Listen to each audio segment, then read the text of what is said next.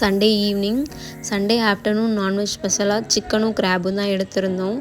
அந்த recipe shorts already நம்ம சேனலில் ஷேர் பண்ணியிருக்கோம். அதனால தான் ஷூட் பண்ணலை. வேணும்னா செக் பண்ணி பாருங்கள். அன்றைக்கி ஈவினிங் காட்டிலேருந்து கத்திரிக்காய் அதிகமாக விளைஞ்சிருக்குன்னு சொல்லி தான் எடுத்துகிட்டு வந்திருந்தாங்க. இந்த மஞ்சள் கலரில் இருக்குல்ல, இந்த கத்திரிக்காய் தான் விதைக்காக யூஸ் பண்ணுவாங்களாமா. அப்பாவும் அம்மாவும் சொல்லிகிட்டு இருந்தாங்க. என்ன தான் கத்திரிக்காய் அதிகமாக விளைஞ்சிருந்தாலும் அதுக்கு இந்த சைடு மார்க்கெட்டில் ரேட்டு கம்மியாக தான் போகுது. அதனால நாங்கள் என்ன பண்ணுவோன்னா, ஒரே ஒரு ஆடு வளர்க்குறோம், அதுக்கே எல்லா கத்திரிக்காயும் கட் பண்ணி வச்சுருவோம். ஈவினிங் ஸ்நாக்ஸாக ரவை வடை சொல்லலான்னு சொல்லி தான் பண்ணிகிட்டு இருந்தோம். நிஜமாகவே டேஸ்ட்டு சூப்பராக இருந்தது. அதுக்கு கொஞ்சோண்டு ரவை எடுத்து தண்ணி சேர்த்து ஊற வச்சிடலாம்.